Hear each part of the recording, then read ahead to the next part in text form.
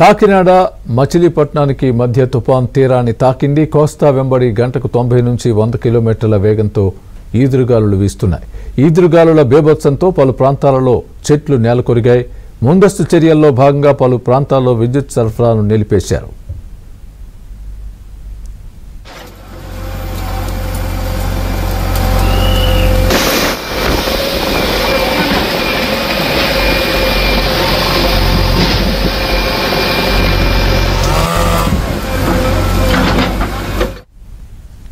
తుపాను తీరాన్ని తాకడంతో ఏపీ ప్రభుత్వం అప్రమత్తమైంది. అర్ధరాత్రి వరకు సీఎం చంద్రబాబు సచివాలయంలోనే ఉండి అధికారులతో సమీక్ష నిర్వహించనున్నారు.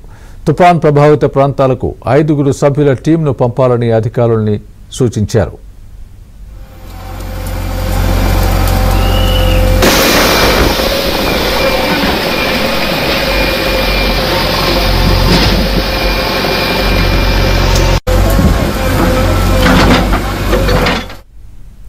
తీరం దాటే సమయంలో తీరం దాటిన తర్వాత కాకినాడ అమలాపురంతో పాటు కోస్తా తీరంలో అతి భారీ వర్షాలు పడతాయి. మరోవైపు తుపాను ప్రభావిత జిల్లాల్లో భారీ వర్షాలతో రహదారులపై ఆంక్షలు విధించారు. భారీ వాహనాల రాకపోకలపై నిషేధం విధించారు.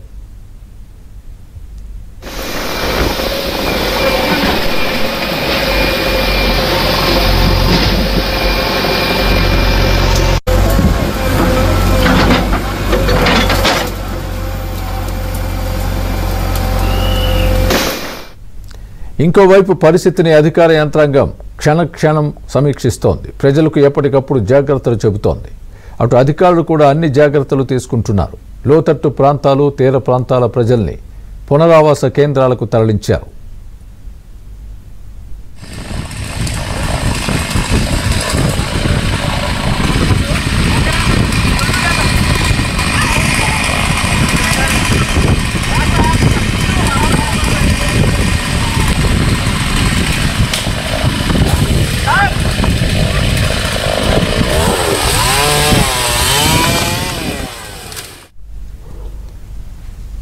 మోంతా తుపాన్ తీరం దాటుతున్న పరిస్థితుల్లో విశాఖపట్నంలోని పరిస్థితి ఏ విధంగా ఉందో చూద్దాం. అక్కడ మా ప్రతినిధి రామకృష్ణ లైవ్లో రెడీగా ఉన్నారు. రామకృష్ణ, చెప్పండి, విశాఖపట్నంలో పరిస్థితి ఏ విధంగా ఉంది? తుపాను తీరం దాటుతున్న పరిస్థితులు ఇవి. మరి 2-3 గంటలు తీరం దాటే అవకాశం ఉంది. ఆ తర్వాత కూడా ఒక 12 గంటలు జాగ్రత్తగా ఉండాల్సిన పరిస్థితులు ఉన్నాయి. ఆ తర్వాత భారీ వర్షాలు కురుస్తాయి. విశాఖపట్నంలో పరిస్థితి ఏ విధంగా ఉంది? అక్కడ ప్రజలు కానీ ఏ విధమైనటువంటి జాగ్రత్తలు తీసుకోవాల్సిన అవసరం ఉందని చెప్పి అధికారులు సూచిస్తున్నారు. మీ దగ్గర ఉన్న పూర్తి అప్డేట్ ఇవ్వండి. స్వామి, బంగాళాఖాతంలో ఏర్పడిన తీవ్ర తుఫాను ఈరోజు రాత్రి 7:15 తీరంని తాకింది. అయితే ఇది పూర్తిగా తీరాన్ని తాకడం పూర్తి అవ్వాలంటే ఈరోజు మరికొంచెం అంటే 3-4 గంటలు పడుతుంది అన్నారు. అంటే ఈరోజు రాత్రి 11:30 నుంచి 12 గంటల మధ్య తీరాన్ని దాటుతుందని అన్నారు. ఈ సమయంలోని భారీగా ఈదురుగాలు వీస్తాయని, గంటకు 80 నుంచి 110 కిలోమీటర్ల వరకు వేగంగా గాలు వీస్తాయి. కాబట్టి ప్రజలందరూ అప్రమత్తంగా ఉండాలని ఇప్పటికే జిల్లా యంత్రాంగం కూడా సూచించింది. మనం చూడొచ్చు, ఈరోజు ఉదయం నుంచి కూడా జిల్లా కలెక్టర్, అలాగే GVMC commissioner Ketan card, mayor అందరూ కూడా ఎప్పటికప్పుడు పరిస్థితిని సమీక్షిస్తున్నారు.